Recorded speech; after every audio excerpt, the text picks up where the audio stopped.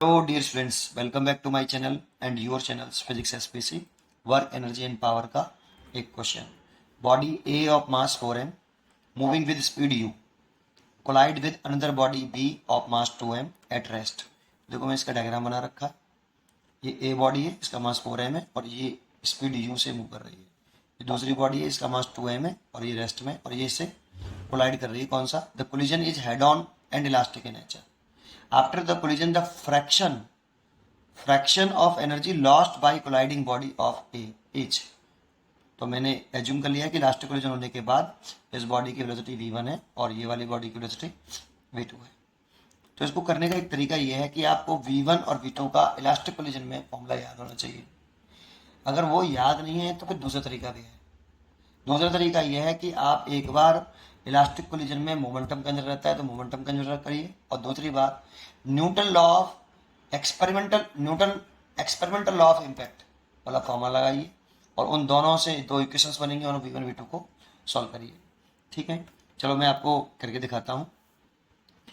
देखो पूछा क्या है पहले वो पता होना चाहिए। Fraction of energy lost by colliding body. अब बच्चों के दिमाग में आता है तो कोलिजन तो इलास्टिक है, काइनेटिक एनर्जी तो कंजर रहेगी, तो एक बॉडी की काइनेटिक एनर्जी कंजर नहीं रहती, कैसे रह जाएगी? देखो यहाँ पर बॉडी की स्पीड बदल गई, लेकिन पूरे सिस्टम की कोलाइड करने से पहले इस पूरे सिस्टम की, मतलब दोनों ये दो बॉडी से एक सिस्टम बनना है, उस पूरे सिस्टम की total kinetic energy before collision और पूरे सिस्टम की आफ्टर कोलिजन, सिस्टम की काइनेटिक एनर्जी कांस्टेंट रहती है। इन दोनों की मिला के टोटल एनर्जी और इन दोनों की मिला के टोटल काइनेटिक एनर्जी कंजर रहती है। एक बॉडी की तो काइनेटिक एनर्जी चेंज हो सकती है इलास्टिक कोलिजन में भी, ये इंपॉर्टेंट है। ठीक है, तो जरा समझिए। तो वो fraction of energy lost by the colliding body ये पूछ रहा है, तो देखो इसका मतलब पहले बता दूं, फिर मैं जैसे मेरे को आइडिया लगे मेरे को करना क्या है। ठीक है, देखो फ्रैक्शन जो होता है, fraction change in kinetic energy of a colliding body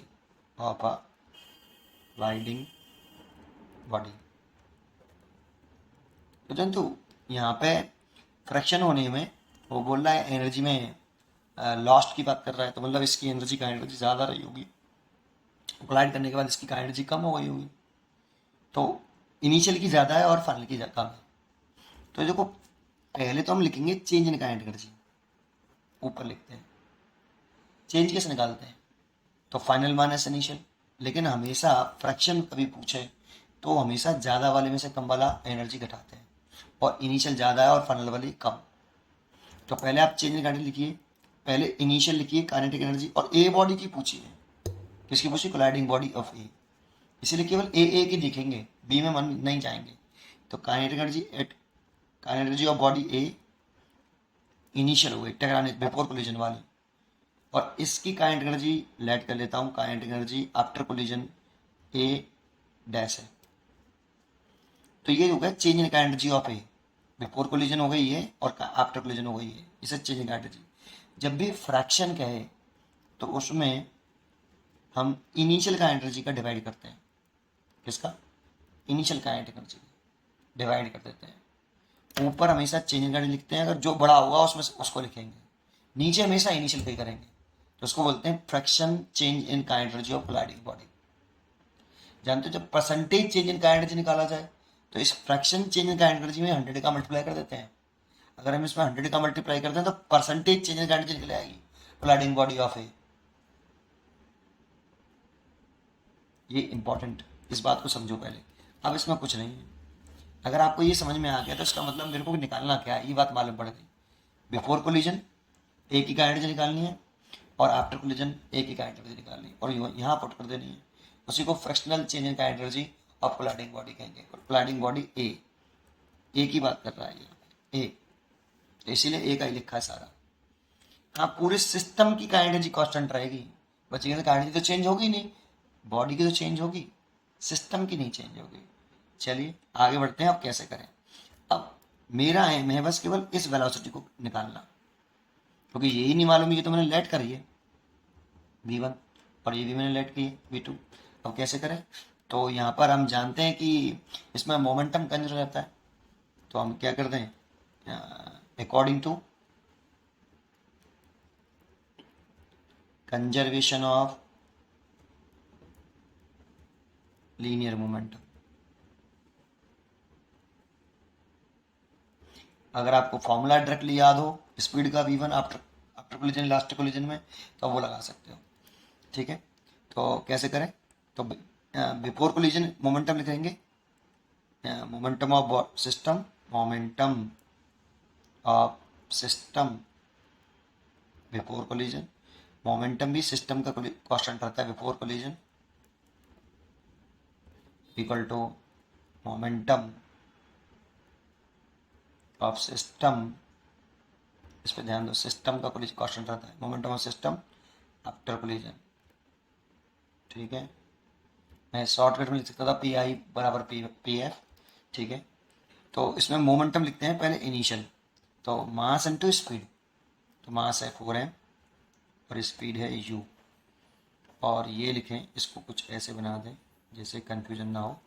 ठीक है, और इसको लिखें तो प्लस के 2m इंटू 0, इसको लिखें इस वाली बॉडी का, तो इसकी स्पीड मैंने मानी है तो 4m इंटू v1 और प्लस 2m इंटू v2। यहाँ से देखो ये तो 0 हो गया, इसमें से m कॉमन लेके कैंसिल कर सकते हैं, और चलो पहले लिख लेते हैं, m कैंसिल कर देता हूँ, तो इसे लिख लेता हूँ 4u is equal to 4v1 plus 2v2। एक काम और कर सकते हो, 2 का डिवाइड कर सकते हो, तो लिख सकते हैं 2u is equal to 2v1 plus v2।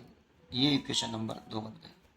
ठीक है, अब एक बार लगाओ आप according to Newton experimental law of impact, ये लगा, ये होता है relative velocity of separation v2 minus v1। Relative velocity of separation बोलते हैं पूरे को, relative velocity of separation is equal to e relative velocity of approach, approach में u1 माइनस u2 होता है। देखो यहाँ पर ये इससे कोलाइड कर रहा है तो u1 ग्रेटर देन u2 रहेगा, और यहाँ पर v2 ग्रेटर देन v1 मानते हैं, तभी तो वो सेपरेट होंगी। तो velocity of separation, relative velocity of separation इसको बोलते हैं, और इसको बोलते हैं रिलेटिव वेलोसिटी ऑफ अप्रोच। लेकिन इलास्टिक कोलिजन के लिए कोएफिशिएंट ऑफ रेस्टिट्यूशन होता है ई, ये इलास्टिक कोलिजन के लिए 1 होता है। कौन से कोलिजन के लिए, इलास्टिक कोलिजन के लिए ये 1 होता है। ठीक है, नेक्स्ट पेज पे चलते हैं, तो इसमें हम v2 तो v2 है माइनस v1, ई की वैल्यू 1 रख दी, और u1 की वैल्यू आपकी u है और इसकी वैल्यू 0, तो v2 minus v1 equal to u। ये इक्वेशन नंबर 3 है।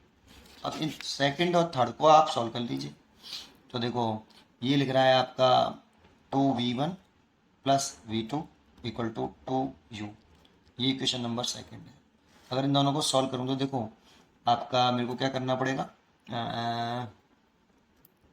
सब्ट्रैक्ट करना पड़ेगा, क्योंकि ये भी प्लस है v2 और ये भी प्लस v2 है, तो मेरे को सब्ट्रैक्ट करना पड़ेगा, तो मैंने इसे सब्ट्रैक्ट कर देता हूँ, देखो ऐसे, और इससे ये कैंसिल कर दिया, इसमें से इसे घटा जोड़ना पड़ेगा, माइनस के 3v1 और इसमें माइनस का u, तो u से माइनस कैंसिल, एंड v1 निकल आया जो मेरा m था u/3। आप चाहो तो इसे शॉर्टकट से भी कर सकते हो, डायरेक्टली फॉर्मूले से भी कर सकते हो, मैं यहाँ पे वो फॉर्मूला नोट कर देता हूँ। आप चाहो तो ये वाला जो स्टेप है वो बीच में मैंने डाल दिया ऐसे, v1 इज इक्वल टू होता है, v1 निकाल ले हो तो जान तो याद करने का ट्रिक है ये कि अगर v1 निकाल ले हो तो यहाँ पे पहली बॉडी की स्पीड है ये v1, तो पहली बॉडी का ही मास आएगा यहाँ पे m1 माइनस m2 ओवर नीचे m1 प्लस m2। अगर आप v2 निकाल दो तो m2 माइनस m1 होता।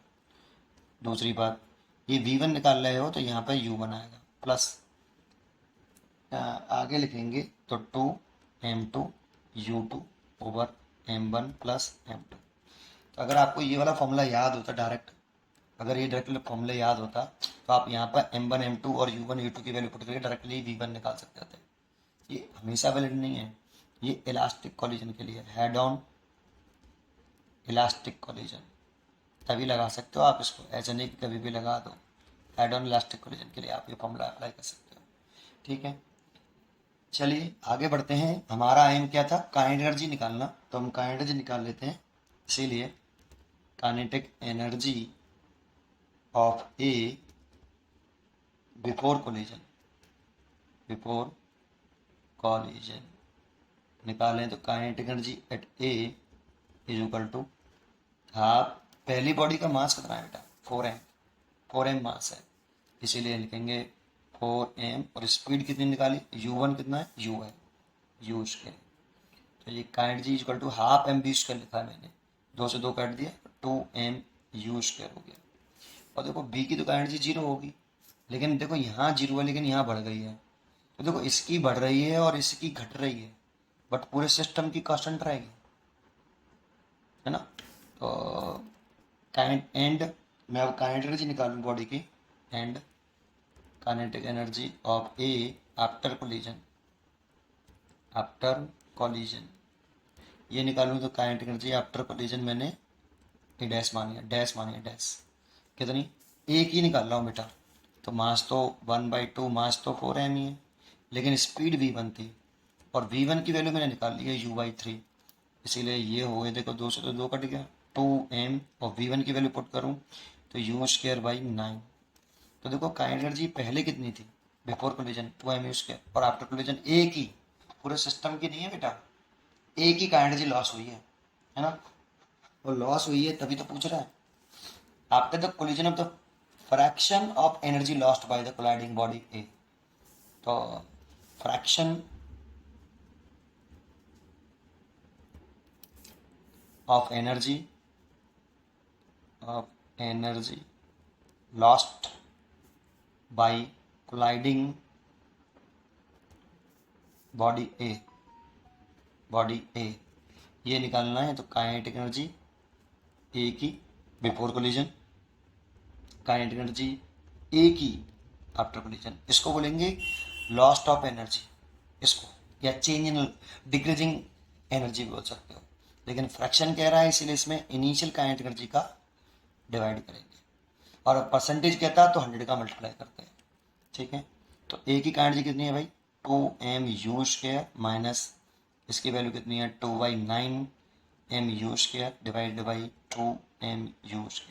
देखो mu² से तो m² कॉमन लेके काट दिया, ये रह गया 2 माइनस के 2/9 डिवाइड बाई 2, 18 16/9, तो ये हो गया 16/9 इंटू 2, देखो 9 2 जा 18, 18 माइनस के 2, 16/9/2, तो ये हो गया, 2 से काट सकते हैं 8/9, इसीलिए ये जो चॉइस हो गई वो 8/9, इसका आंसर होना चाहिए 8/9। जो फ्रैक्शनल लॉस आ रहा है कोलाइडिंग बॉडी ए में वो 8/9 होना चाहिए, that means A is correct choice. उम्मीद करता हूँ कि आपको ये समझ में आया होगा, पढ़ते रहिए और खुश रहिए, थैंक यू।